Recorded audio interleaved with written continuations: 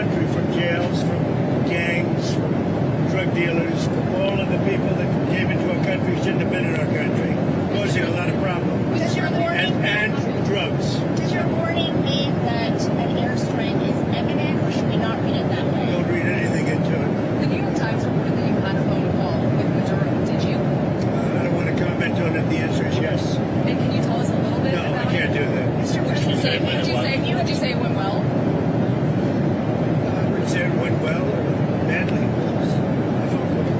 You think so? Can you talk a little bit about the strikes and the controversy around Secretary of Defense Pete said? I don't know anything about it. He said he did not say that, and I believe it. So you don't know if there was You're talking about the two men? the second strike to kill the two men. He said he didn't do it. He said he never said it. Would you be okay with that if he did?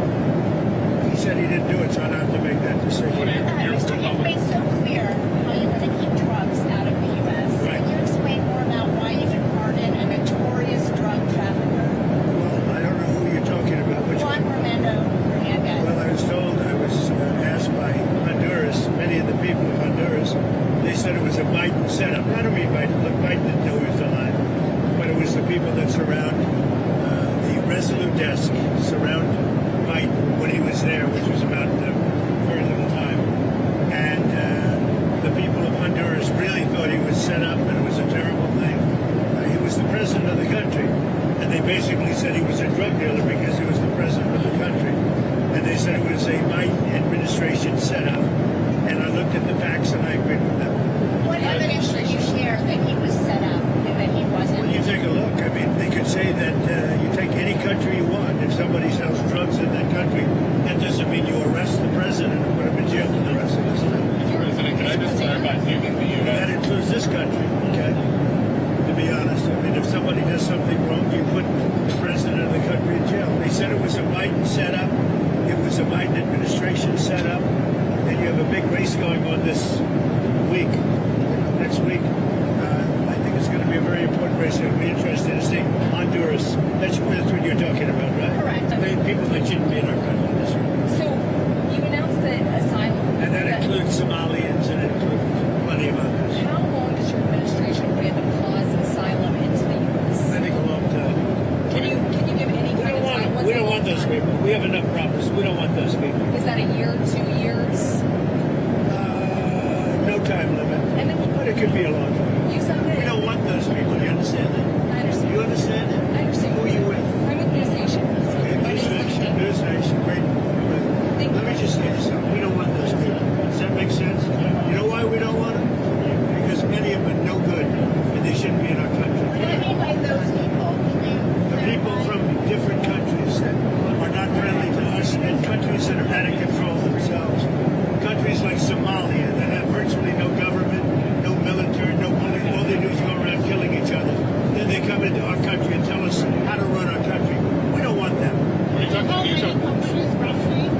You got to talk up. She said how many countries? Is there a list?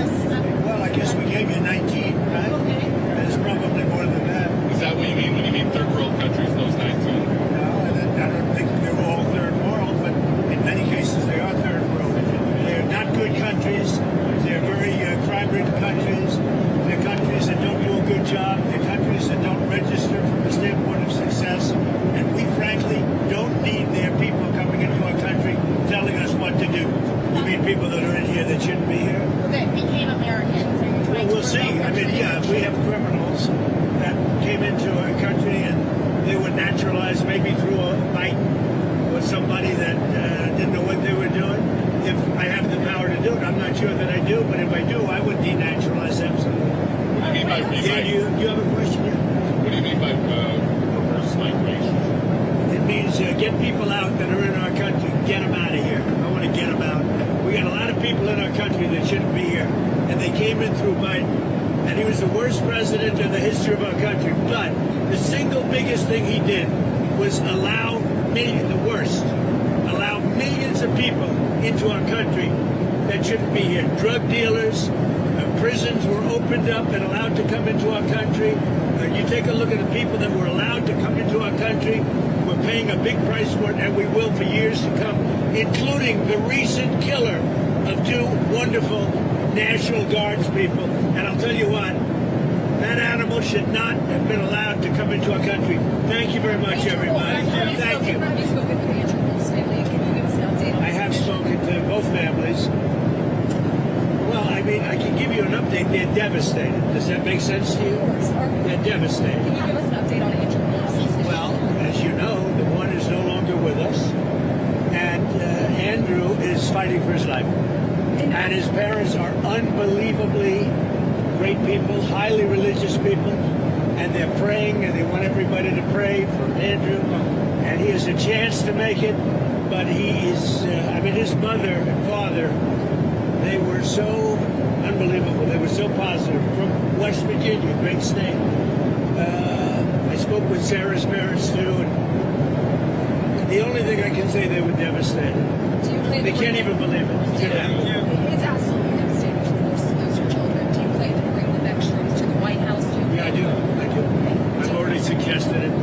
I said, when you're ready, that's a tough thing.